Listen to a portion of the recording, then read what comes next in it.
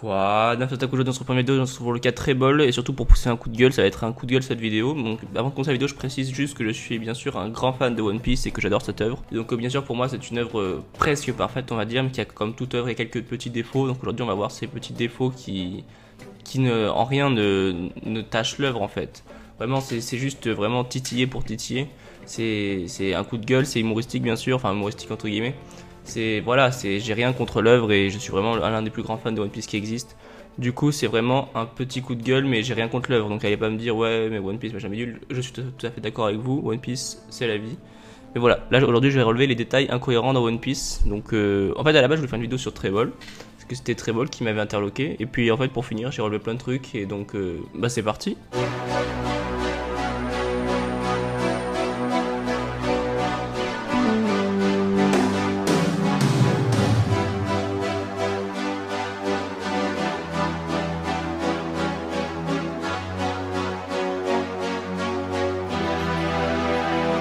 Et donc le cas Treble, alors le cas Treble c'est une grosse histoire. D'abord, on se met d'accord tous ensemble, Treble c'est un Logia. Allez pas me dire ouais Treble c'est un Paramassia, etc.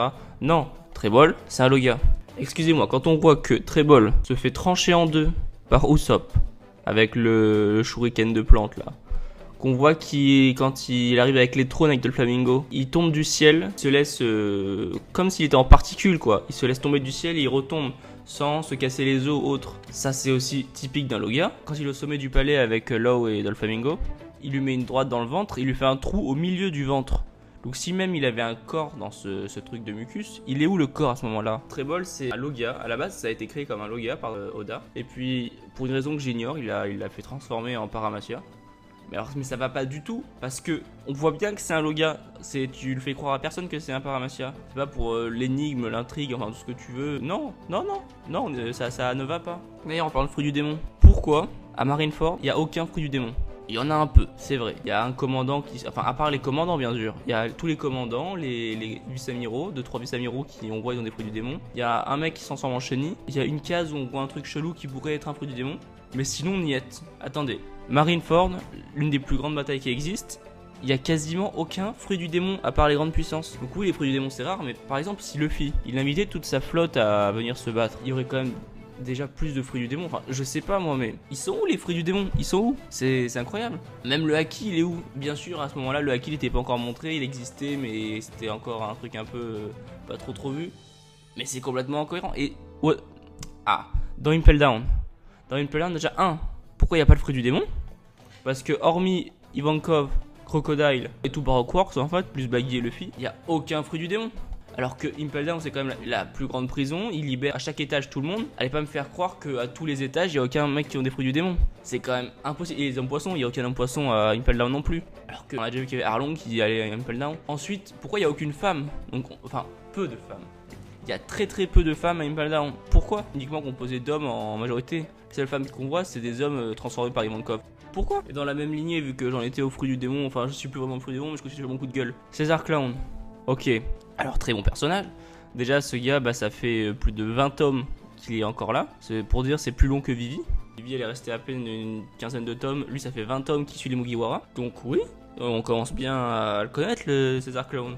Bon, première apparition, il était assez badass, pas tant que ça non plus, mais quand même.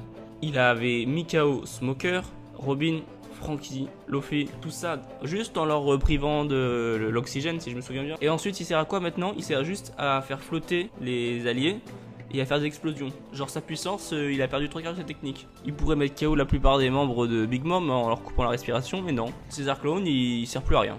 Il sert, voilà, mais il sert plus qu'à deux choses, faire des explosions et faire voler l'équipage. Mais pas ta logique. T'as un scientifique de génie qui a un pouvoir plutôt cheaté. Il a quand même le potentiel pour même sa fameuse technique qu'il a utilisée contre Luffy. Je sais pas s'il peut la réutiliser ou pas, ça c'est à voir. Mais bon, quand même, enfin, il y a un moment où il faut arrêter. Et puis aucun rapport, mais pourquoi? Le 11 mars, Spandam est né le même jour que Palms. Palms, c'est le gars avec une tête de panda. Spandam, référence à un panda. Palms, référence à un panda. Pourquoi ils sont nés le 11 mars tous les deux? On s'en fout? Ouais, vous avez raison, on s'en fout. Mais bon, je continue, je reviens à Impel Down. Pourquoi personne n'utilise le haki de l'armement à Impel Down? Enfin, ce que je veux dire, c'est plus précis que ça en fait. Qu'est-ce qui retient, qu'est-ce qui empêche les gens d'utiliser le haki une fois qu'ils sont emprisonnés. Il va plus utiliser leur fruit du démon que du granit marin, ok? Mais un petit coup de haki pour détruire les menottes, pour péter les barreaux, pour s'en prendre à un garde. Qu'est-ce qui les empêche? Qu'est-ce qui retient le haki? Ça, c'est jamais expliqué. Un coup de fluide royal et tu mets tout le monde KO. Enfin, même t'esquives les attaques des gardiens. Il y a tellement de possibilités avec le haki. Où est le haki à Impel Down? Enfin, qu'est-ce qu'ils en font? Expliquez. Ça me gratte la jambe, je me suis fait piquer par des moustiques. Ah. Et puis dans le genre des fruits du démon encore. Il y a un truc qui me consterne un peu. Pourquoi, quand un fruit du démon apparaît, on a l'impression que d'un coup, tout grand line là. Ah, je m'explique. Les Zoan. Les Zoan, on les connaissait pas jusqu'à Chopper. C'est ça. Ils sont apparus avec Chopper. On a tout de suite eu d'affilée Dalton, Lassou, les deux gardiens d'Alabasta, Pell et Shaka. On a eu la taupe, on a eu... bon, ça fait beaucoup quand même. Alors qu'on n'en connaissait aucun avant. D'un coup, claquant des doigts, on a eu toute une panoplie de fruits du type Zoan. Alors que... Voilà, c'est comme quand le haki il est apparu.